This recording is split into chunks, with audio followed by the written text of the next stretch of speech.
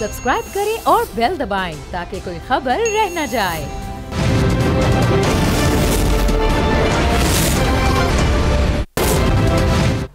बिस्मिल्लाहिर्रहमानिर्रहीम, अस्सलाम वालेकुम। बोल न्यूज़ की खुसूसी नशरियात के साथ मैं सलमान मिर्ज़ा आप सभी को खुशामदीद कहता हूँ। जनाब, मुल्क के 29वें चीफ जस्टिस काजी फायज ईसा ने हल्फ उठाते ही नई रिवायत डाल दी है। आज सुप्रीम कोर्ट पहुंचे तो गार्ड ऑफ ऑनर लेने से इनकार कर दिया। फुल कोर्ट के सामने जजेस के इख्तियारात महदूद करने से मुतालिक साबका हुकूमत के प्रैक्टिस एंड प्रोसीजर एक्ट की समाअत शुरू हुई तो नई मिसाइल काम कर दी, जिसे आज पूरी पाकिस्तानी कौम ने देखा कि तारीख में पहली बार सुप्रीम कोर्ट की पूरी कार्रवाई टेलीविजन पर बराह रास्त दिखाई गई। प्रैक्टिस एंड प्रोसीजर केस के पस मंजर की बात करें तो जनाब 10 अप्रैल 2023 को पार्लियामान के मुश्तरका इजलास में उस वक्त के वजीर कानून आजम नजीर तारड़ की तरफ से पेश किया गया supreme court practice and procedure bill मुत्तफिका राय से मंजूर किया गया। 12 अप्रैल को वफाकी हुकूमत की जानिब से चीफ जस्टिस ऑफ पाकिस्तान के इख्तियारात से मुतालिक मंजूर करदा supreme court practice and procedure bill 2023 Islamabad high court में चैलेंज कर दिया गया था। उसी रोज सुप्रीम कोर्ट में एक्ट मंजूरी के खिलाफ 4 दरख्वास्तें दायर की गईं, जिसमें 2 दरख्वास्तें वकला और 2 शहरियों की जानिब से दायर की थी, जिन्हें 13 अप्रैल को समाअत के लिए मुकर्रर किया गया। 13 अप्रैल को सुप्रीम कोर्ट ने चीफ जस्टिस ऑफ पाकिस्तान के इख्तियारात को कम करने से मुतालिक supreme court practice and procedure bill 2023 पर ताहुक्म सानी अमल दरामद रोक दिया था।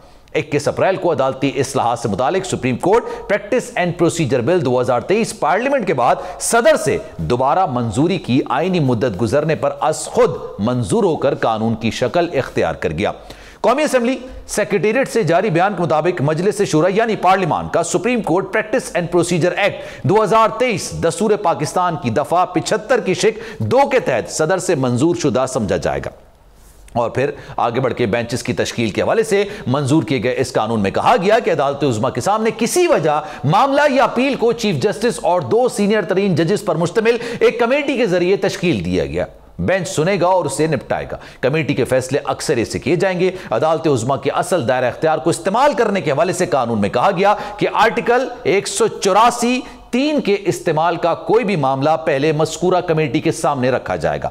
इस हवाले से कहा गया कि अगर कमेटी यह मानती है कि इस आइन की 2 के हिसाब से दर्ज किए गए किसी भी बुनियादी हुकूक के निफाज के हवाले से अवामी अहमियत का सवाल पिटीशन का हिस्सा है तो वो एक बेंच तश्कील देगी जिसमें कम से कम 3 जजेस शामिल होंगे। इसके अलावा सुप्रीम कोर्ट ऑफ पाकिस्तान जिसमें इस मामले के फैसले के लिए कमेटी के अरकान भी शामिल हो सकते हैं। अभी तमाम चीजें आज हुई हैं जनाब, और इसके साथ साथ आज जो रिमार्क्स देखने में आए वो बड़े दिलचस्प थे और एक हैरत अंगेज तब्दीली देखने में आई कि जब आज सुबह लोगों ने देखा कि जनाब ये प्रैक्टिस एंड प्रोसीजर बिल की समाअत फुल कोर्ट कर रहा है और ये तकरीबन 6 घंटे की कार्रवाई थी जिसको बराह रास्त नशर किया गया। और साथ साथ चीफ जस्टिस साहब ने, जिनका आज पहला प्रैक्टिकल दिन था उस पर चीफ जस्टिस के तौर पर, उन्होंने ये कहा कि ये तो बड़ी अच्छी बात है कि मैं अपने इख्तियारात अपने पास रखूं, लेकिन ये तो पॉसिबल नहीं है ना कि अगर आप एक पिटीशन लेकर आते हैं और मैं कह दूं कि जनाब ये तो दायरा इख्तियार में नहीं आती। अब इस करेंगे याहिया फरीद साहब हमारे साथ मौजूद हैं, माहिर कानून हैं, और हाफिज एहसान अहमद साहब हमारे साथ मौजूद हैं, और एनालिस्ट हैं अब्दुल्ला हमीद गुल साहब। आप तीनों शख्सियात का मैं शुक्रिया अदा करता हूं मुझे आपने ज्वाइन किया। हाफिज साहब, पहले सवाल आपसे करूंगा। सर, ये आज जो तब्दीली देखने मिली, आज से पहले जो कानून को पढ़ने वाले होंगे, अच्छा इससे पहले मुझे याद पड़ता है कि भारत के अंदर यूट्यूब के अंदर बराह रास्त अदालती कार्रवाई को नशर करने की इजाजत दी गई थी, लेकिन कानून का तालिब इल्म, सहाफत का तालिब इल्म, आज सुबह हैरत अंगेज तब्दीली देखने को मिली कि फुल कोर्ट जो जजेस साहिबान थे उनका इजलास भी हुआ और साथ साथ फिर कार्रवाई भी हुई, और वो कार्रवाई पूरी कौम ने देखी कि सुप्रीम कोर्ट के अंदर किस तरह से जो दलाइल दिए जाते हैं, किस तरह से रिमार्क्स निकलकर सामने आते हैं। हाफिज साहब, इस सारी कार्रवाई को कैसे देखते हैं सर आप? बिस्मिल्लाहिर्रहमानिर्रहीम, आपका बहुत शुक्रिया कि आपने मौका दिया और बड़ा ज़बरदस्त आपने अपना इंट्रो जो है वो पेश किया है। आज पाकिस्तान के जुडिशल हिस्ट्री के अंदर और सुप्रीम कोर्ट ऑफ पाकिस्तान के अंदर कई ऐसे इवेंट्स हुए हैं जो एक नई सिमत जो है पाकिस्तान की जुडिशरी की, पाकिस्तान की जस्टिस सिस्टम की तरफ जाएंगे। सबसे बड़ा जो मामला आया है वो ये आया है कि 2019 से ले के आज तक जो फुल कोर्ट की मीटिंग नहीं थी वो भी आज सुप्रीम कोर्ट के अंदर 11:30 बजे से पहले हुई, और उसी के अंदर ये फ़ैसला हुआ कि हमें लाइव स्ट्रीमिंग पे जाना चाहिए। और ये लाइव स्ट्रीमिंग वाला मामला वही है कि जब काजी फायज ईसा साहब का रेफरेंस चल रहा था सुप्रीम कोर्ट के अंदर, तो उन्होंने एक एप्लीकेशन दी थी उस एप्लीकेशन के अंदर उन्होंने कहा था कि इसको लाइव स्ट्रीम किया जाए, लेकिन उस वक़्त का जो बेंच था उन्होंने उसकी एप्लीकेशन को एक्सेप्ट ना किया और ये कहा कि ये फुल कोर्ट फैसला करेगी। आज फुल कोर्ट ने वो भी किया। आज हमने ये देखा कि पाकिस्तान का जो नया चीफ जस्टिस है वो अपनी पावर्स जो है उनको शेयर करना चाहता है और वो वाइज जिस तरह कहते हैं कि कलेक्टिव विजडम पे जाना चाहता है। आज हमने पाकिस्तान की सिस्टम के अंदर ये भी देखा कि ऐसी प्रोसीडिंग जिसके मुताल्लिक गलत रिपोर्टिंग भी बाज़ दफ़ा होती थी या मिस रिपोर्टिंग होती थी, उसको पाकिस्तान के 240 मिलियन लोगों ने देखा और आज शाम को हम किसी और तरफ बहस के अंदर जा रहे हैं। अब हम ये नहीं कह रहे कि फ़लाँ जज ने क्या कहा, फ़लाँ जज ने क्या कहा और लॉयर्स ने क्या कहा। फिर आज पाकिस्तान की जुडिशल हिस्ट्री के अंदर ये एक इम्पॉर्टेंट दिन इस चीज़ के अंदर है कि आज इतनी लंबा अरसा जो है टाइम जो है वो हेयरिंग हुई 11:30 बजे से ले के शाम तक उस चीज़ के अंदर चली और सारों का कंसेंसस इस चीज़ के अंदर आया कि ये चीज़ें ऐसी हैं जो होनी चाहिए। और इसकी मैं एक हिस्ट्री आपको बताता हूँ कि 73 के कॉन्स्टिट्यूशन के अंदर 3 मेन पिलर्स हैं, एग्जेक्टिव है, जुडिशरी है और आपकी पार्लियामेंट है। पार्लियामेंट ने 1973 के अंदर सुप्रीम कोर्ट को ये कहा कि आप अपने रूल्स बना सकते हैं और वो आपके रूल्स होंगे subject to the constitution and law. Supreme Court ने 1973 से लेकर 1980 तक वो रूल्स न बनाए और 1980 के अंदर एक फुल कोर्ट की मीटिंग हुई और उस फुल कोर्ट की मीटिंग के अंदर जो जजिस साहबान थे उन्होंने अपने इख्तियारात जो थे वो चीफ जस्टिस को दिए, 184(3) के भी दिया, बेंच ऑफ कॉन्स्टिट्यूशन को भी दिया। हालांकि दुनिया के बहुत सारे ममालिक के अंदर इस तरह है कि जो फिक्सेशन ऑफ बेंच है वो कहीं ऑटोमेट होती है, कहीं वो सारी होती है जो जजेस मिलके करते हैं, कहीं ये है कि आपकी कॉन्स्टिट्यूशनल हाईएस्ट कोर्ट के अंदर सारे जजेस बैठ के फैसला करते हैं। लेकिन ये सारी चीज़ें इस वजह से चलती रहीं चूँकि हमारी सुप्रीम कोर्ट ने 184(3) की जो प्रोसीडिंग थी उसको फ्रीक्वेंट यूज़ न किया। सबसे पहली जो जजमेंट आई वो आई 1994 के अंदर सुप्रीम कोर्ट के अंदर, जब ये ब्रिकलिन्स का केस जो था वो सुप्रीम कोर्ट ने टेकअप किया और उसके बाद ये सिलसिला चलता चलाता जो फंडामेंटल राइट्स वाली जुरिस्डिक्शन थी वो आहिस्ता आहिस्ता पॉलिटिकल और हमारे कॉन्स्टिट्यूशनल इश्यूज से हट के वो चली गई, पॉलिटिकल पार्टीज़ की तरफ से चली गई, इंटरप्रिटेशन ऑफ लॉ के ऊपर चली गई, लेजिस्लेशन को वैलिडेट इनवैलिडेट पर चली गई और रिजल्टेंटली हमारे 2 प्राइम मिनिस्टर जो हैं वो इस 184(3) के नीचे जो हैं वो घरों को गए, उन्हें अपने ऑफिसेज जो हैं वो छोड़ने पड़े। अब इस दौरान हुआ ये कि हमारी सुप्रीम कोर्ट बार, हमारी पंजाब बार काउंसिल्स, पाकिस्तान बार काउंसिल बारहा ये कहते थे सुप्रीम कोर्ट के अंदर, हम 5 चीज़ें हमेशा ये कहते थे। हम ये कहते थे कि सुप्रीम कोर्ट के अंदर जो बेंच की कॉन्स्टिट्यूशन है वो चीफ जस्टिस का अनब्रिडल्ड डिस्क्रिप्शन नहीं होनी चाहिए। हम ये कहते थे कि सुप्रीम कोर्ट के अंदर पब्लिक इंटरेस्ट के जितने केसेस हैं उनके अंदर राइट ऑफ अपील जो है वो मिलना चाहिए। हम ये कहते थे कि सुप्रीम कोर्ट के अंदर जो एलिवेशन प्रोसेस या हाई कोर्ट के अंदर है उसके अंदर ट्रांसपेरेंसी जो है वो आनी चाहिए। और हम ये कहते थे कि अगर सुप्रीम कोर्ट के अंदर को केस फाइल किया जाए तो उसको मिनिमम टाइम के अंदर जो है वो फिक्स किया जाए और उसके लिए 14 दिन कहा गया, जो दुनिया के बहुत सारे ममालिक के अंदर होता है। सही है। जब ये चीज़ें न हुई और सुप्रीम कोर्ट ने इसको अडॉप्ट न किया तो उसके बाद हुआ ये कि पिछले 1.25 साल के अंदर जो हमारे मुल्क के अंदर अनप्रेसिडेंटेड हुआ कि आपके पॉलिटिकल क्वेश्चंस भी सुप्रीम कोर्ट के अंदर गए, आपकी पार्लियामेंट के खिलाफ जजमेंट्स भी आना शुरू हुई, आपके सुप्रीम कोर्ट ने सेलेक्टिव बेंचेस पे भी बात आ गई, चीफ जस्टिस साहब ने बारहा जो है वो फुल कोर्ट को रिफ्यूज़ किया और बहुत सारे ऐसे फैसले किए कि जिसके ऊपर बहुत ज़्यादा क्रिटिसिज्म आया। उसके लिए 2-3 लेजिस्लेशन जो थी वो इंपॉर्टेंट आई। उसके अंदर एक आई supreme court review and judgments order आया जिसको सुप्रीम कोर्ट ऑफ पाकिस्तान ने उसको भी स्ट्राइक डाउन कर दिया है। और दूसरा ये आया कि जो आपका प्रैक्टिस एंड प्रोसीजर एक्ट 2023 है, ये पहले 29 मार्च को नेशनल असेंबली ने किया, 30 मार्च को सेनेट ने किया। प्रेसिडेंट ने उसे बगैर किसी ऑब्जर्वेशन के और सिर्फ ये कहा कि ये इंडिपेंडेंस ऑफ जुडिशरी के अंदर है, उसे साइन न किया। पार्लियामेंट ने 10 अप्रैल को इसको पास किया और उसके बाद 13 तारीख को जो है जब इसे सुप्रीम कोर्ट ने प्रोस्पेक्टिव किया, ये भी पाकिस्तान की अनप्रेसिडेंटेड हिस्ट्री के अंदर है कि आपने बगैर एक्ट ऑफ पार्लियामेंट को होते हुए आपने कहा कि वो एक्ट जो है वो इनफील्ड नहीं आएगा। सही है। अब जब अगली चीज़ गई तो 6 माह से जो है जो आपका सीनियर मोस्ट जज है वो आपसे बार बार गुजारिश कर रहे थे कि जनाब आप इसका फैसला करें कि अगर पार्लियामेंट की लेजिस्लेशन ठीक है तब भी ठीक है, अगर नहीं है तो आप इसको स्ट्राइक डाउन करें। फिर आपने देखा कि नैब अमेंडमेंट केस के अंदर जस्टिस मंसूर अली शाह ने भी बार बार यही बात की और जब वो सारी चीज़ें एंड पे पहुंची तो आपने ये देखा कि चीफ जस्टिस जो अब हैं उन्होंने अप्रैल से लेके आज तक कोई भी जुडिशियल वर्क नहीं किया। अच्छा सर, मैं डिटेल में आपसे इस पर मजीद हूँ क्योंकि एक्ट ऑफ पार्लियामेंट और लॉ, और जो लॉ का आप जिक्र कर रहे हैं 1980 में फिर लॉज बनाए गए, अब ये बड़ी दिलचस्प बात है, लेकिन मैं अब्दुल्ला साहब को भी, हमारे दोस्त हैं उनको भी जरा शामिल गुफ्तगू करता हूं। अब्दुल्ला साहब अस्सलाम वालेकुम सर। अच्छा, आज एक बड़ी दिलचस्प बात देखने को मिली, सबको बड़ी हैरत, खुशगवार हैरत हुई कि ये सुप्रीम कोर्ट की जो कार्रवाई है, पार्लियामेंट की कार्रवाई तो हमने देखी स्क्रीन पर, लेकिन सुप्रीम कोर्ट की जो कार्रवाई थी, कोई केस कैसे चलता है, कैसे पुटअप होता है, जजेस साहिबान क्या रिमार्क्स दे रहे होते हैं, किस तरह से दलाइल हो रहे होते हैं, ये सब कुछ देखा। अच्छा, बुनियादी सवाल पहला मैं आपसे करूंगा, फिर मैं ये एक्ट ऑफ पार्लियामेंट और लॉ की भी डिस्कस, आप जो आज बात हुई है उस पर भी डिटेल में बात करूंगा। लेकिन सर, बंदियाल साहब को क्या वजूहात थी कि वो फुल कोर्ट नहीं बना रहे थे, या वो तमाम जजेस को इन्वॉल्व करके फुल कोर्ट बना के मुख्तलिफ केसेस थे, कई चीज़ों का मुतालबा किया जाता रहा पिछले 1-1.5 साल के अंदर। आज जो नए चीफ जस्टिस साहब थे, उन्होंने प्रैक्टिस एंड प्रोसीजर बिल पर ही फुल कोर्ट बना दिया, इस पर क्या कहेंगे सर? सलमान साहब, वालेकुम अस्सलाम, बहुत शुक्रिया आपका। आज मैं सिर्फ एक बात ज़रूर कहना चाहूँगा कि आज अगर कोई आदमी अच्छा हो और मुखलिस हो और वो वाकई ही अपने मुल्क के लिए कुछ करना चाहे अपनी ज़ात से बालातर होके, तो कौम में उसका जो खोया हुआ एतमाद उस इदारे का जिसके ऊपर लोगों की नजरें मरकूज थी, आज वो दोबारा बहाल हो गया एक ही दिन के अंदर। और एक छोटा सा एक्ट के एक तो उसको लाइव दिखा दिया, और बड़े बड़े जो नामवर जो वकला थे और अपने जजों के हवाले से जो लोगों के तहफ़्फ़ुज़ात थे, देखने में आया कि इंतहाई खूबसूरत सवालात के जवाब वो अपना जस्टिस मुनीर अख्तर साहब ने किए, इसी तरीके से अल्लाह साहब ने किए, दीगर जज साहिबान ने, जो जस्टिस आयशा मलिक साहिबा ने किए, और ख़ुद चीफ जस्टिस साहब ने जिस तरह से किए, और जो सवालात के जवाब देने में जिस तरीके से बड़े बड़े नाम जो थे वो भी लरजना शुरू हो गए, तो मेरे ख्याल में आज कौम ने ये भी देखा 99.9% वो लोग थे जिन्होंने कभी सुप्रीम कोर्ट का ये चेहरा ही नहीं देखा, बल्कि कई ऐसे वकला होंगे जो रिटायर हो गए मुख्तलिफ छोटे बड़े शहरों में रहते हुए, जिन्होंने सुप्रीम कोर्ट का चेहरा नहीं देखा। सर, हॉल ही नहीं देखा, जहां पर बैठ की कार्रवाई होती है ना, वही नहीं देखा। आज जब मैं देख रहा तो मुझे पता चला कि बेंचेस इस तरह से बैठ के कार्रवाइयां सुनते हैं।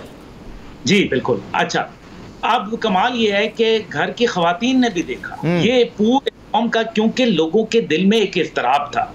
अब जो आ गया आपने बंदियाल साहब का सवाल, बंदियाल साहब का सीधा सीधा जवाब ये है कि बंदियाल साहब पॉलिटिसाइज हो गए थे और उनकी तवज्जो जो थी वो तमाम पॉलिटिकल मैटर्स के ऊपर हो गई, और वो जो बातें जिस तरीके से सुप्रीम कोर्ट से बाहर आना शुरू हो गई, क्या था अगर आप लाइव दिखा देते, क्या था कि अगर आप फुल कोर्ट बना देते, अगर आपको ये शक था कि डिसेंट नोट आता आपके मुखालिफ के अंदर आता तो कोई फर्क नहीं, आज भी आ सकता है। ये नहीं है कि 3 अक्टूबर को जब ये दोबारा इस केस की समाअत होगी तो जरूरी नहीं है कि फैसला वो आए जो मतलब पटिशनर की मर्जी का हो सकता है उस बरक्स आ जाए, लेकिन कम से कम कौम को ये एतमाद होगा कि जनाब ये एक अक्सरियती फैसला है, यही हुस्न होना चाहिए।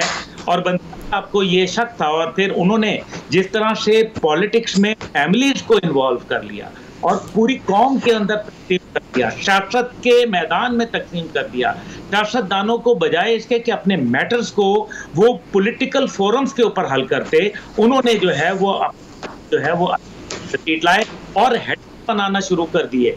जज साहिबान को ये होता था कि किसके नाम का जो है वो क्या चलेगा और किस तरह से चलेगा। देखिए ना, आप शो मोटो के अंदर बड़ा वाजे एक बात है कि एक जज साहब हैं वो शो मोटो लेते हैं, और फिर आपने उसका जो आज वहाँ रेफरेंस भी दिया गया, बहुत बड़ा वो रेकॉर्ड एक केस था जहाँ 6.5 बिलियन का हमें जो है वो टीका लगा।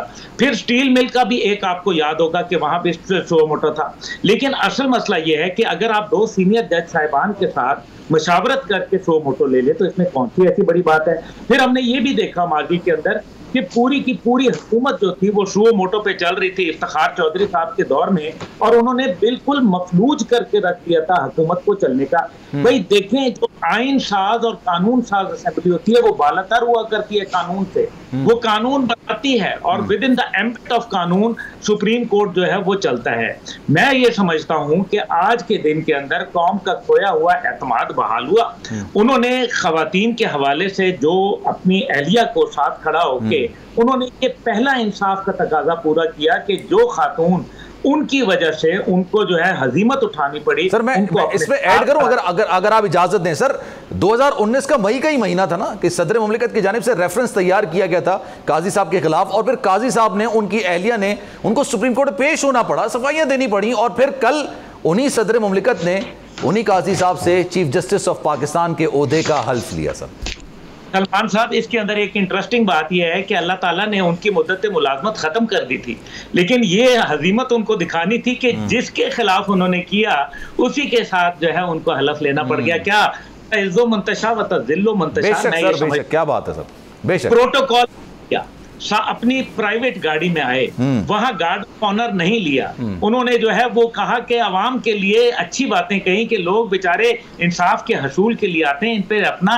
खुशी से नहीं आते, अपनी मर्जी से नहीं आते, किसी वजह से आते हैं। सर बड़ा अच्छा जुमला था ये चंद चीजें हैं जो मैं समझता हूं कि अगर ये इस डगर पे चल पड़ी तो वो जो सबसे बड़ा ऐवान जो इंसाफ था, जो तहरीक इंसाफ में बदल गया था, वो शायद दोबारा ईवान इंसाफ के अंदर अपना जो मुकाम है वो हासिल कर पाए। बिल्कुल पूरी दुनिया के अंदर आज पाकिस्तान का चर्चा हो रहा है, सिर्फ पाकिस्तान में नहीं, आज पूरी दुनिया के अंदर पता चल रहा है। और मैं ये समझता हूं कि अब जब रेटिंग आएगी अदलिया की तो इंशाअल्लाह ताला आपको अदलिया के जो मामलात हैं उसमें बेहतरी नजर आएगी। और 58,000 केस जो है, मैं चीफ जस्टिस साहब से मुल्तमिस हूं कि 58,000 केस जो है उनको कम कीजिए, लोग आपको दुआ देंगे, पाकिस्तान आप हीरो के तौर पर याद रखेंगे, ये आपके लिए डेफिनेटली। सर अगर आप इजाजत दें तो याहिया साहब को भी जरा मैं शामिल गुफ्तगू करता हूं। याहिया साहब बताइएगा आपके ख्यालात क्या हैं? आज जो मनाजिर हमने टीवी में देखे, 6 घंटे तक समाअत होती रही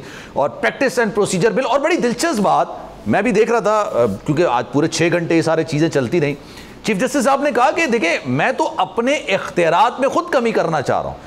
क्या मसला है कि जो टैक्स पेयर से जो ये सारा इदारा चल रहा है वो एक पिटीशन लेकर आता है और मैं अपनी मर्जी से कह दूं कि जनाब ये काबिल समाअत नहीं हो सकती, इसमें तो मेरे इख्तियारात ज्यादा हैं लेकिन मैं अपने इख्तियारात कम कर रहा हूं।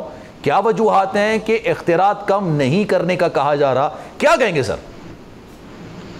देखिए सर, पाकिस्तान में 2 बहुत बड़ी मिसकंसेप्शंस हैं और इन्हीं 2 मिसकंसेप्शंस की वजह से पाकिस्तान में अच्छे फैसले नहीं किए जाते, वो एग्जीक्यूटिव हो, वो जुडिशरी हो, वो पार्लियामेंट हो।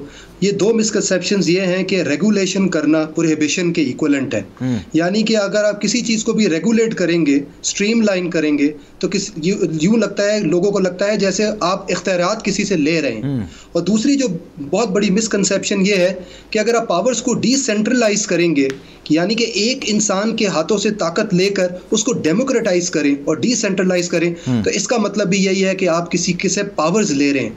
और यही 2 मिसकंसेप्शंस हैं जिसके ऊपर ये सारी डिबेट बैठी हुई थी सुप्रीम कोर्ट प्रोसीजर एक्ट के ऊपर, जिस वजह से एक एनिमोसिटी नज़र आ रही थी बेंच की विद द पार्लियामेंट आखिरी 2 महीनों में। जैसे हमने देखा, वो ऑफिशियल सीक्रेट एक्ट हो, वो आर्मी एक्ट हो, वो ऑडियो लीक्स का केस हो, वो रिव्यू सुप्रीम कोर्ट के रिव्यू के पावर्स का केस हो, प्रोसीजर के एक्ट का केस हो, कि एक एनिमोसिटी थी, एक हॉस्टिलिटी थी, जैसे कि रेगुलेशन जो है वो प्रोहिबिट कर रही है या डिसेंट्रलाइज करना जो है वो इख्तियारात लेना है किसी से। जबकि ऑन द कॉन्ट्ररी सच बात यह है कि आपको ये दोनों चीजें करनी होती है किसी चीज को स्ट्रेंथन करने के लिए। सुप्रीम कोर्ट प्रोसीजर एक्ट, जैसे आज जस्टिस अथर मिनुल्लाह ने स्टेटमेंट दी कि देखें ये स्ट्रेंथन कर रही है आपकी सुप्रीम कोर्ट को, इसको डेमोक्रेटाइज कर रही है, ये पावर्स ले नहीं रही, ये इख्तियारात को कम नहीं कर रही बल्कि इख्तियारात को बेहतर इस्तेमाल करने का मैकेनिज्म सेट डाउन कर रही है। अब देखिए 184(3) की जो प्रोसीडिंग्स हैं, सुओ मोटो पावर्स हैं जो सुप्रीम कोर्ट की, ये कोई बुरी पावर्स नहीं है बल्कि ये बड़ी एक इफेक्टिव प्रोसीडिंग्स हैं। और अगर आप पास्ट में देखें तो सुप्रीम कोर्ट ने इस प्रोसीडिंग्स को यूज करके बहुत अच्छे फैसले भी किए। चीफ जस्टिस तसद्दुक हुसैन जिलानी जब रिलीजियस माइनॉरिटीज का केस सुन रहे थे तो उन्होंने इन्हीं प्रोसीडिंग्स के अंडर एक जजमेंट दी, रिकमेंडेशंस दी फेडरल गवर्नमेंट को, और उन रिकमेंडेशंस को इंप्लीमेंट करके आपके मुल्क के अंदर रिलीजियस माइनॉरिटीज को सेफगार्ड किया गया। प्रॉब्लम जब होती है जब किसी पावर को अब्यूज किया जाता है, जब उसका मिसयूज होता है, जब उसको एक्सेसिवली इस्तेमाल करते हैं, उसको आर्बिट्रेरीली इस्तेमाल करते हैं, उससे क्या होता है कि आपके अच्छे फैसले भी ओवर ओवरशैडो हो जाते हैं। और यही होता आया पाकिस्तान में कि इस प्रोसीडिंग्स को इतना मिस यूज किया गया starting from chief justice Iftikhar Muhammad Chaudhry की कोर्ट से, कि इतना मिस यूज हुआ कि उसके ऊपर एक शैडो कास्ट हुआ और एक यूनानिमस कंसेंसस डेवलप हो गया विद इन द सोसाइटी कि 184(3) के प्रोसीडिंग्स को स्ट्रीमलाइन किया जाए, इसको रेगुलेट किया जाए। लेकिन जब ये लॉ पास हुआ और सुप्रीम कोर्ट के पास पहुंचा तो सुप्रीम कोर्ट में आपने एक हॉस्टिलिटी देखी कि एंटीसिपेटरी ऑर्डर दे दिया गया, जो भी लॉ भी अभी लॉ बना भी नहीं था उसको भी सस्पेंड कर दिया गया। लेकिन देखिए अब आज की जो हियरिंग हुई उसके बहुत से अच्छे पहलू हैं। एक तो लार्जर बेंच बनाया गया, क्योंकि लार्जर बेंच बनाने में कोई प्रॉब्लम नहीं थी। आई थिंक ईगो की बैटल एक लग गई थी कि ये फैसला मैं ही करूंगा, उसके अलावा कोई नहीं करेगा और मुझे कोई डिक्टेट नहीं करेगा कि ये फैसला 3 रुकनी बेंच करे या 5 रुकनी बेंच करे। तो एक ईगो की लड़ाई नजर आती थी पार्लियामेंट और जुडिशरी में। दूसरा, आज के ऑर्डर से लगा कि ट्राइकोटोमी ऑफ पावर को रिस्टोर किया गया, वो बैलेंस जो खत्म हो गया था, जो हमने आखिरी 2 महीनों में देखते थे कि पार्लियामेंट कुछ भी लेजिस्लेट करे तो सुप्रीम कोर्ट उसको सस्पेंड कर देता था, उसको अल्ट्रा वायरस डिक्लेयर कर देता है। नैब की अमेंडमेंट्स का केस हुआ और यह भी नहीं किया जाता था कि आप एक लार्जर बेंच से एक डेमोक्रेटिक तरीके से आप ज्यादा राय ले लें, ज्यादा ओपिनियन ले लें। आपके पास इतने अच्छे जजेस बैठे हैं, जस्टिस मंसूर अली शाह, वो डिसेंटिंग नोट्स ही देते रह गए लेकिन फैसले अपने चलते रहे। तो आज हमने देखा कि ट्राइकोटोमी ऑफ पावर को स्ट्रेंथन किया गया। और सबसे इंपॉर्टेंट बात यह है कि देखें, ये जो लॉ पास हो रहा है इसको लार्जर बेंच को डेलिब्रेट तो करने देना, डिस्कस तो करने दे। मे बी इसकी कुछ शिर्क जो है वो उसको अल्ट्रा वायरस डिक्लेयर कर दी जाए, लेकिन कुछ प्रोसेसेस को अदालत जो है वो लीगल डिक्लेयर कर दें। क्योंकि मेरा ख्याल में ये जो लॉ है ये सुप्रीम कोर्ट की पावर्स को ख़त्म नहीं कर रहा, सुप्रीम कोर्ट की पावर्स को ले नहीं रहा, बल्कि सुप्रीम कोर्ट को इख्तियारात ज़्यादा दे रहा है। क्योंकि 3 इंसान जब बैठ के फैसला करते हैं तो एक इंसान से बेहतर फैसला होता है। ये एक सिंपल असूल है, एक सिंपल लॉजिक है जो हम हर वक्त सुनते हैं। तो सुप्रीम कोर्ट में जब 3 सीनियर मोस्ट जजेस किसी चीज़ पे डिसाइड करेंगे तो क्या इख्तियारात उससे ख़त्म कैसे हो जाते हैं? या तो होता कि आज 184(3) की पावर ले ली गई होती सुप्रीम कोर्ट से, ना तो पावर ली गई, ना तो पावर में कोई कमी की गई, सिर्फ एक शख्स से ये पावर डिसेंट्रलाइज करके उसी सुप्रीम कोर्ट के 3 सीनियर मोस्ट जजेस को दी। तो मेरे ख्याल में जो सुप्रीम कोर्ट की आज की प्रोसीडिंग्स हैं ये it's a good sigh of relief, क्योंकि आखिरी 2 महीने में जो हम देख रहे थे उससे आपका सिस्टम के अंदर इम्बैलेंस आ चुका हुआ था, एक जंग सी चल रही थी। तो आज का फैसला एक पॉजिटिव फैसला है। आज ये एक्ट ऑफ पार्लियामेंट और लॉ की भी बात काफी ज्यादा डिस्कस की गई। मैं एक ब्रेक ले लेता हूं, हमारे मौजूद मेहमान हमारे साथ मौजूद हैं, वापस से बारी बारी इस बात पे जानेंगे कि लेट सपोज अगर एक्ट ऑफ पार्लियामेंट ये जनाब सदर साहब ये फैसला कर लें, ये लॉ में है कि जो सीनियर मोस्ट जज साहिबान होंगे, जज होंगे, वो चीफ जस्टिस बनेंगे, ये लॉ है। अगर एक्ट ऑफ पार्लियामेंट ये हो जाता है कि भाई पार्लियामेंट ये डिसाइड कर ले, सदर साहब ये डिसाइड कर लें कि नहीं जनाब सीनियर मोस्ट नहीं बल्कि जो तीसरे नंबर पर है, चौथे नंबर पर वो चीफ जस्टिस बनेंगे, तो ये लॉ की खिलाफ वर्जी होगी। एक्ट ऑफ पार्लियामेंट और लॉ को भी जस्टिफाई आज बड़े डिटेल में किया गया, इस पर जरा डिटेल में बात करेंगे। एक ब्रेक लेते हैं, ब्रेक के बाद वापस आएंगे।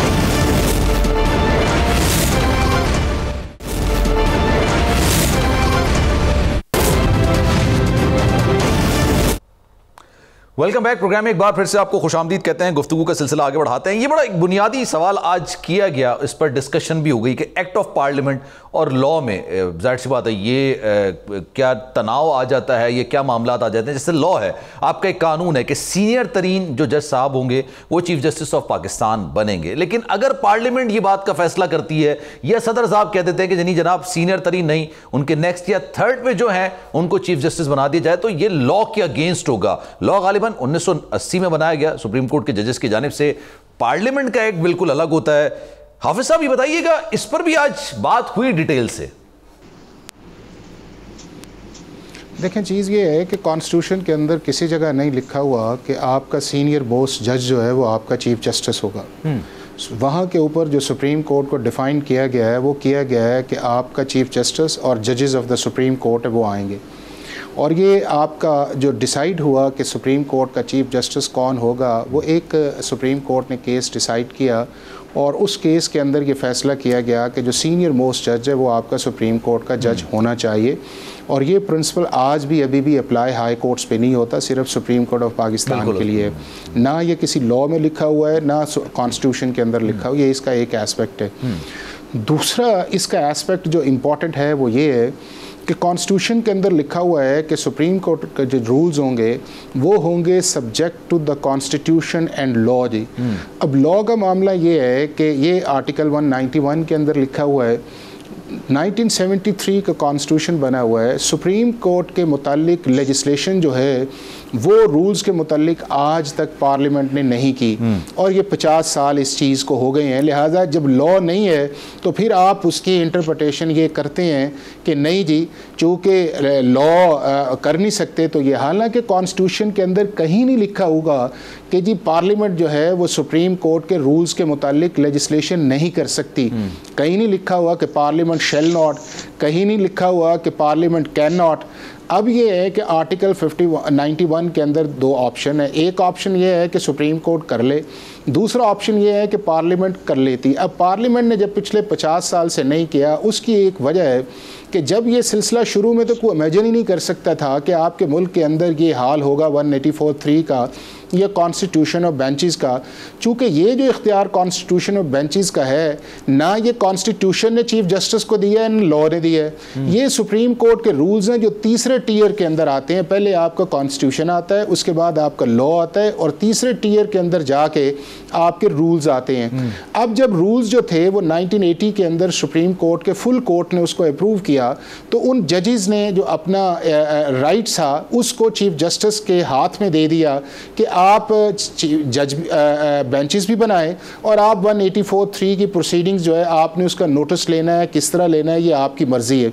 जब ये मामला आहिस्ता आहिस्ता और ये काम स्टार्ट हुआ था जस्टिस अफजलुल्लाह साहब के दौर में, जब वो चीफ जस्टिस थे, ये मामला वहाँ से स्टार्ट होता है कि जब 184(3) को, शुरू से पहले 184(3) का आप ना पाकिस्तान की प्रेसिडेंट्स के अंदर, सुप्रीम कोर्ट के जितने हैं, PLD है, SCMR है, आप कहीं नहीं देखेंगे कि कोई 184(3) के ऊपर आपको जजमेंट मिले जी। ये सारा काम जो है वो 90s के अंदर अनरिपोर्टेड हुआ। उसके बाद ये दर्शन मसीह वाली जजमेंट थी, ये पाकिस्तान की पहली जजमेंट थी जिसने 184(3) के प्रोसेस को एक्सपेंड किया कि पब्लिक इंटरेस्ट और फंडामेंटल राइट्स को आप करें। बुनियादी तौर पे ये ऑब्जेक्टिव भी यही था। अब उसके बाद जब सुप्रीम कोर्ट के चीफ जस्टिस ने इसकी एक्सटेंशन पे काम शुरू किया और चलते चलते अब बात जब इफ्तिखार चौधरी साहब आई तो आपने देखा कि किस तरह उसका फ्रीक्वेंट जो इस्तेमाल हुआ। तो उस दौर के अंदर कोई भी पार्लियामेंट ये जुर्रत नहीं कर सकती थी कि अगर वो लेजिस्लेट करे तो उसके खिलाफ एक्शन ना हो या उसको स्ट्राइक डाउन करना दिया जाए। इस वजह से, और दूसरी ये थी कि बावजूद इस चीज़ के कि बार काउंसिल ये कहती थी कि इन चीज़ों को ऑर्डर करें, ये सुप्रीम कोर्ट के लिए ज़रूरी है, लेकिन कोई भी चीफ जस्टिस जो था वो इसके लिए कंप्रोमाइज़ करने के लिए तैयार नहीं था। और सहारा जो था वो इंडिपेंडेंस ऑफ जुडिशरी का लिया जाता है। और आज भी आपने कुछ ऑब्जर्वेशंस के अंदर उसको देखा कि इंडिपेंडेंस, हालांकि ये सारा प्रोसेस जो है ना ये सुप्रीम कोर्ट की जुरिस्डिक्शन को बात करता है, ना सुप्रीम कोर्ट की जुरिस्डिक्शन को कर्टेल करता है, ना सुप्रीम कोर्ट की पावर्स जो है उसे एनलार्ज करता है, ना उस पावर्स को कर्टेल करता है। ये सिर्फ और सिर्फ एक शख्स को जो पार्लियामेंट ने इख्तियार नहीं दिया हुआ था और पार्लियामेंट ने समझा कि 191 के अंदर इस इख्तियार को जो है वो रेगुलेट करना चाहिए और उन्होंने किया। अब दूसरा जो क्वेश्चन यहाँ पे आता है, जो कहा जाता है कि जी चूंकि कॉन्स्टिट्यूशन के अंदर ये सुप्रीम कोर्ट का प्रेरोगेटिव, बिल्कुल सुप्रीम कोर्ट कर सकती है, लेकिन कहीं नहीं लिखा हुआ पार्लियामेंट नहीं कर सकती। अब एक एंट्री का सहारा लिया जाता है कि जी एंट्री 55 है कॉन्स्टिट्यूशन की और शेड्यूल 4 के अंदर जिक्र है कि वहाँ पे लिखा हुआ है कि पार्लियामेंट सारी लेजिस्लेशन कर सकती है except for the supreme court, उसके अंदर लिखा हुआ है। और अगर सिर्फ हम वही पढ़ते हैं जिस तरह हम 90 दिन के अंदर पढ़ते थे कि जी 90 दिन के अंदर इलेक्शन होने चाहिए, लेकिन कानून के अंदर यह है कि अगर आपकी असेंबली जो है वो डिसॉल्व होने से पहले आपका CCI, आपकी फेडरल गवर्नमेंट जो है वो नोटिफाई कर देती है इस चीज़ को कि सेंसस को, तो आपकी हल्का बंदियां नए सिरे से होंगी। उस प्रोसेस को 51 के अंदर इलेक्शन कमीशन की कॉन्स्टिट्यूशनल रिस्पॉन्सिबिलिटी है पूरा करेगा। और जब वो प्रोसेस 100 दिन या 120 दिन के अंदर होगा तो 90 दिन का पीरियड वहाँ पे स्टार्ट होगा। अब हम जो एंट्री 55 है उसको सिर्फ एक्सेप्ट सुप्रीम कोर्ट की हद तक पढ़ते हैं। आगे वहाँ पे लिखा हुआ है कि आप सुप्रीम कोर्ट की जो जुरिस्डिक्शन है जो 184 के अंदर है, 185 के अंदर है, 186 के अंदर है, 187 के अंदर है, 188 के अंदर है, ना उसमें कमी कर सकते हैं ना हाउस के अंदर इनलार्ज कर सकते हैं, आप थ्रू ऑर्डिनरी लेजिस्लेशन नहीं कर सकते। और अगर आपने को करना है तो फिर कॉन्स्टिट्यूशन के अंदर कोई रिस्ट्रिक्शन नहीं है कि आप बेसिक सेलिएंट फीचर्स को चेंज किए बगैर 2/3 मेजॉरिटी से कॉन्स्टिट्यूशन को कर लें। अब अगर इस कॉन्टेक्स्ट के अंदर देखा जाए तो इस लेजिस्लेशन के अंदर ना सुप्रीम कोर्ट की जुरिस्डिक्शन कम हुई है, ना सुप्रीम कोर्ट की जुरिस्डिक्शन एनलार्ज हुई है, ना सुप्रीम कोर्ट की इंडिपेंडेंस ऑफ जुडिशरी जो उससे मुतासिर हुई है, ना सुप्रीम कोर्ट के अंदर जो है अंडरमाइन हुई है एग्जीक्यूटिव की वजह से, बल्कि इस चीज के अंदर यह आया है कि एक ट्रांसपेरेंसी आई है, एक इंडिपेंडेंट जुडिशरी का कॉन्सेप्ट सामने आया है। और सबसे बड़ा यह है कि चीफ जस्टिस को शुक्रिया अदा करना चाहिए, जो अब भी हैं, जो आइंदा भी हैं और पिछले को भी, कि उन्होंने एक बहुत बड़ी क्रिटिसिज्म से बच जाना था कि जब आप फैसले एक शख्स की बुनियाद पे करते हैं, और आपने ये देखा कि इफ्तिखार चौधरी साहब से लेकर सिर्फ 2 जज हमारे चीफ जस्टिस ऐसे हैं जिन पे क्रिटिसिज्म नहीं हुआ, एक जस्टिस नासरुल मुल्क और दूसरे तसद्दुक जिलानी। आप अनवर जहीर जमाली साहब का देख लें, उसके बाद साकिब निसार देख लें, आसिफ सईद खोसा देख लें, गुलजार साहब देख लें, और फिर बंदयाल साहब देख लें। और अब ये वो चीफ जस्टिस हैं जो बजाते खुद इस सारे प्रोसेस के अंदर जो है वो समझते हैं कि इस तरह हुआ है कि आप 3-4 साल से टॉप 5 पोजीशंस के अंदर हो, आपको कंसल्ट भी ना किया जाए, आपको बेंच में शामिल भी ना किया जाए, और उसकी कोई रीजंस भी ना उस चीज के अंदर। मैं यही सवाल ये समझता हूं कि अगर आप उस चीज जी आप कंटिन्यू कर ले, मैं वाइड अप कर पे मैं जरा अब्दुल्ला साहब की तरफ यही सवाल। मैं ये समझता हूं कि आज अल्टीमेटली भी मैं आपको समझूं ना, ये किसी के फंडामेंटल राइट्स की वायलेशंस है, ना किसी कॉन्स्टिट्यूशन की वायलेशन है। ये मामला है सुप्रीम कोर्ट का अपना। बातें जो पार्लियामेंट ने की हैं, या हमारी बार एसोसिएशंस ने की हैं, वो बिल्कुल ठीक है। अब सुप्रीम कोर्ट मुनासिब समझती है तो वो समझे कि लॉ बन सकता है 191 के नीचे, और अगर सुप्रीम कोर्ट समझती है कि हमें ये काम कर लेना चाहिए तो उन्हें बिस्मिल्लाह करके फुल कोर्ट करके मेजॉरिटी के साथ एक फैसला करें और इस इशू को रिजॉल्व करें। आप ये देखें कि आज पूरे पाकिस्तान के अंदर पाकिस्तान के जस्टिस सिस्टम के ऊपर एक क्रेडिबिलिटी आई है और एक ट्रांसपेरेंसी आई है, और बहुत सारी चीजें जो हैं वो एक्सपोज हुई हैं, और आइंदा भी जो है बहुत सारी चीजें अननेसेसरीली चीजें ड्रैग की जिसके बेहतर बिल्कुल। अब्दुल्ला साहब ये बताइएगा, अब जैसे ये बात बड़ी वाज़ेह है कि इस इख्तियारात से या इस बात से ना ही इदारे के इख्तियारात में कोई कमी होगी, ना उसको इनलार्ज किया जाएगा, ना किसी को पावरफुल किया जा रहा है, ना किसी को वीक किया जा रहा है। फिर जो बंदयाल साहब थे उनका इसमें लार्जर बेंच को तश्कील ना देना, पहला मेरा बुनियादी सवाल, क्या आपको लगता है कि ये कहीं ना कहीं जाके ईगो फैक्टर यहां पर इंप्लीमेंट होता है? पहला सवाल। दूसरा, सर हम साबिक वजीर आजम को अदालतों में तलब कर लेते हैं, कोई भी चीज़ होती है, उन्होंने अपने दौर में ये किया, उनके दौर में ये मामलात हुए, वो आके जस्टिफाई कर देते हैं। इनफैक्ट अगर उनकी भी छोड़ें, आप जो मौजूदा जस्टिस होंगे उनको भी आप बुला सकते हैं, रेफरेंस दायर कर दें। इस साबिक चीफ जस्टिस को नहीं बुला सकते? ये देखें, बात यह है कि पहला तो ईगो का तो एक और मामला है ना। यहाँ तो कहते हैं कि ऑल इन ऑल मैं हर चीज हूँ, और मेरे तहत इतना हो, और इतना मगरूरपन देखा गया अक्सर औकात कि आईजी को बुला लेते हैं, चीफ सेक्रेटरी को बुलाते हैं, सेक्रेटरीज जो फेडरल सेक्रेटरीज हैं उनको बुलाते हैं। उनकी जिस तरीके से तजलील की जाती है, वो एक यूनिफॉर्म्ड ऑफिसर होता है, उसने पाकिस्तान का फ्लैग पहना होता है, उसने कई शहीद अपने कंधों पे उठाए होते हैं। आप उसकी तजलील करके आप बताना क्या चाहते हैं कि दैट यू आर एवरीथिंग। आप देखें ना, मामलात थे कि खत देखते थे लोग तो पता चल जाता था कि अंदर मजमून क्या है। यानी कि तश्कील हुआ तो फैसला जो है वो हाफिज साहब जैसे लोग जो थे वो रोजाना बैठ के ये फैसला कर देते थे। आज किसी ने ये बात नहीं की कि अब फैसला क्या आएगा। आज ये बात हो रही है कि तमाम जो कॉन्डक्ट है उसके ऊपर बात हो रही है, और उसके कोई ये नहीं, बड़े से बड़ा माहिर नहीं कह सकता कि आने वाले दिनों में फैसला क्या होगा, क्योंकि एक ये कंसेंसस के साथ लार्जर बेंच होगा।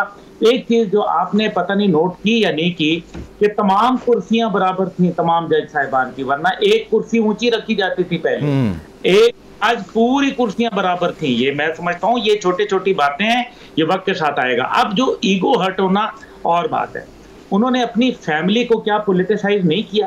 क्या लोगों की फैमिलीज को पॉलिटिसाइज नहीं किया? क्या उसके अंदर जो है कौम को जो है तकसीम नहीं किया? क्या ये हकीकत नहीं है कि एक सियासी रहनुमा को आपने जो है वो मर्सिडीज गाड़ियों में जो है वो प्रोटोकॉल दिलवाए? आपने तो कमाल कर दिया। यानी कि सलमान साहब, हद ये हो गई कि तारीख में कभी ऐसा, पूरी दुनिया की तारीख में ऐसा नहीं हुआ कि आने वाले जुराइम के ऊपर भी आपको कहा गया कि FIR नहीं होगी, इसके ऊपर कोई आप जो है वो FIR नहीं काट सकते। ये कौन सा कानून चल रहा था? गुड टू सी यू हुआ था इससे पहले हुआ है वो। अब अच्छा, अब जो है वो एक तो ये हो गया। अब इसके बाद जो है वो आपने कहा कि अगर आप सबको कटहरे में बुला सकते हैं, मैं थोड़ा सा कौम की यादाश्त के लिए बता देता हूँ। क्या साबिक army chief general Aslam Beg sahab को अदालत ने नहीं बुलाया था? क्या उनसे जो है वो माफी नहीं मंगवाई थी? क्या इसी तरीके से एडमिरल मंसूर को जो है हथकड़ी पहना के पाकिस्तान नहीं लाया गया था? क्या उनको सजा नहीं मिली थी? क्या इसी तरीके से जो फौज के अंदर अपना जो उनका एक सिस्टम है, क्या जनरल बाजवा साहब के दौर में, इसी तरह राहील शरीफ साहब के दौर में और मौजूदा आर्मी चीफ के दौर में क्या सजाएं नहीं मिली हैं? 3 स्टार्स को घर भेजा गया है जनाब।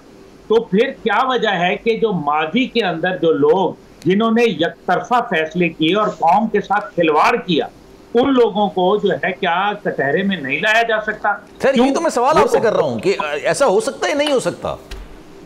होना चाहिए। होली कॉज का कॉन्सेप्ट आपको खत्म करना पड़ेगा। जो हाफिज साहब ने बड़ी अच्छी बात की, बड़े उन्होंने तफसील से हमें एजुकेट किया, लेकिन मैं ये गुजारिश करूंगा कि ये जो मामलात हैं इसके ऊपर गौर करना पड़ेगा, आपको निकालना पड़ेगा। क्योंकि फैजाबाद धरने का केस भी है, वो तो काजी फायज ईसा साहब उसके ऊपर बकायदा जजमेंट दे चुके हैं, तो फिर उसको भी हो सकता है वो भी मैदान में आ जाए। हो सकता है इसी तरीके से जो मेमो गेट स्कैंडल है उसके अंदर आप देखें कि बकायदा उस वक्त के आर्मी चीफ और DGISI उन्होंने बकायदा बयान हल्फी जमा कराया हुआ है, और उसके ऊपर क्या हुआ?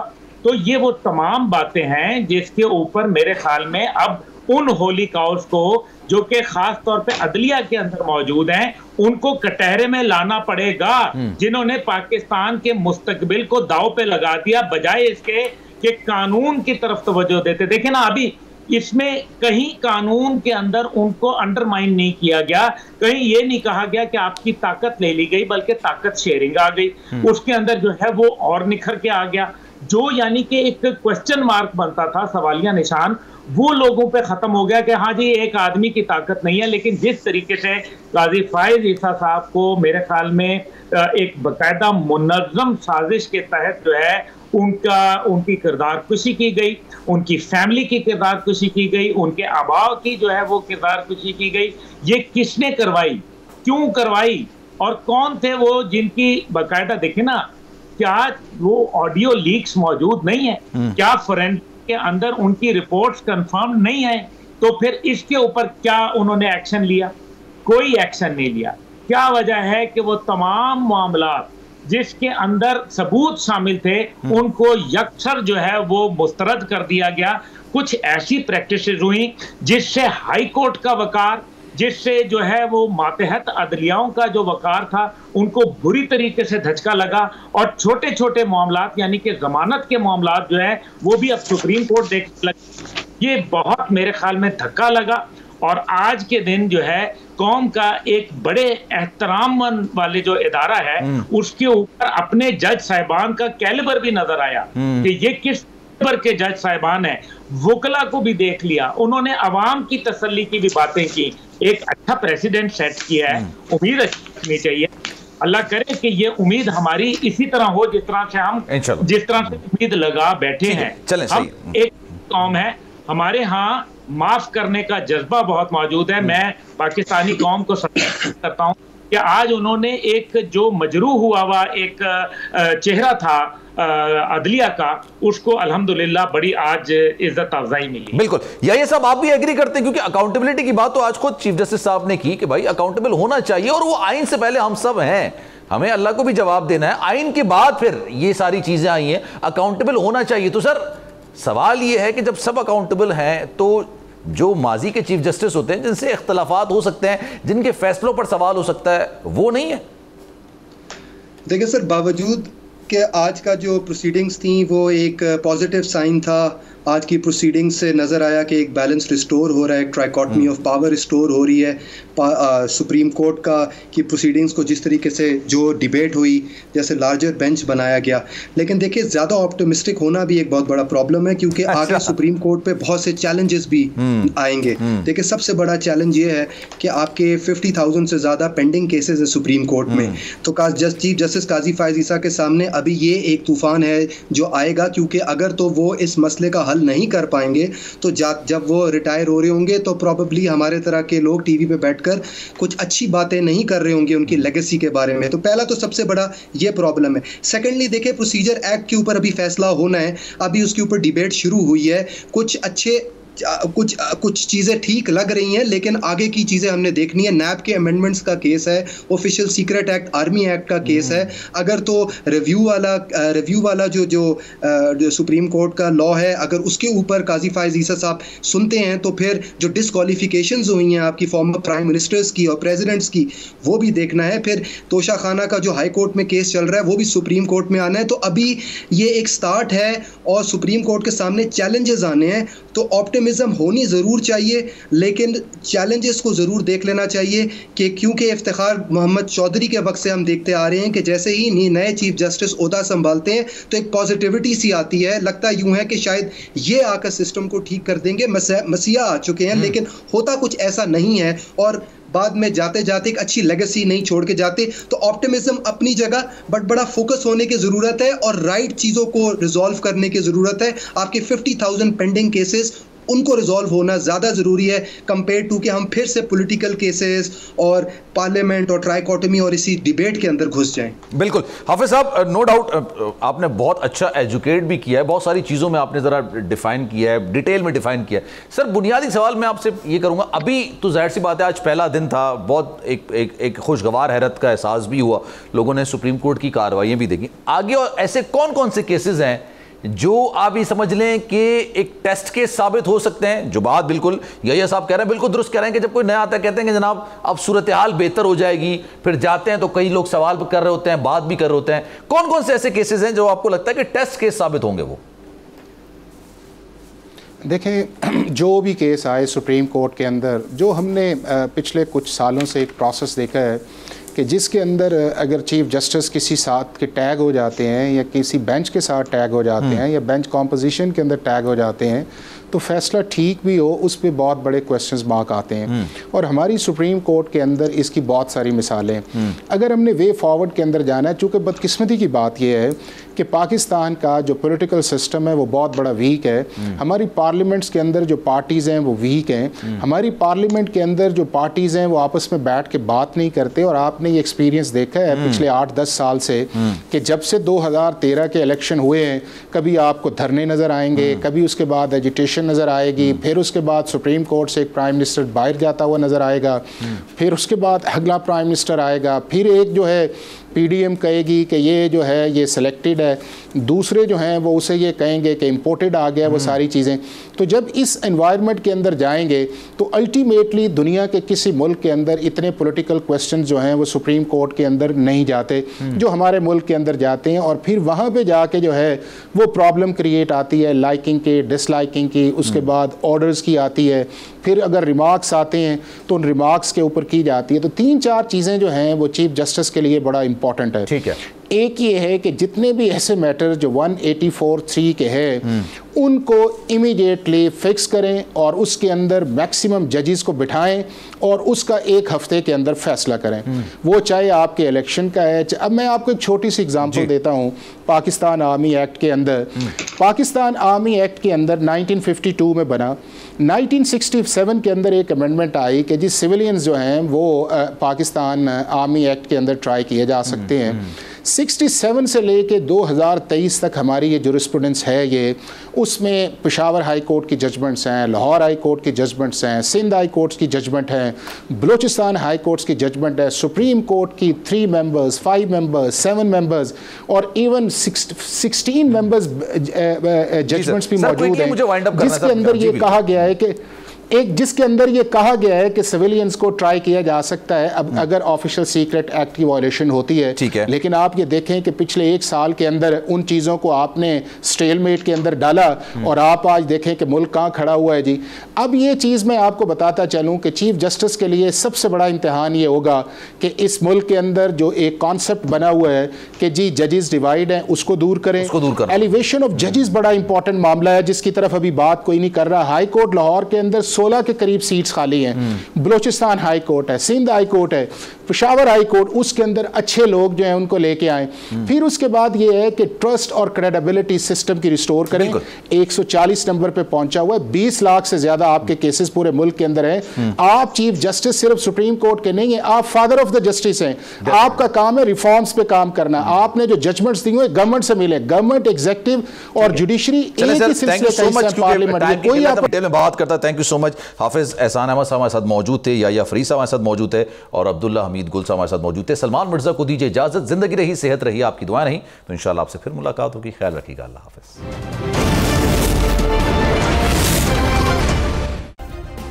सब्सक्राइब करें और बेल दबाएं ताकि कोई खबर रह न जाए।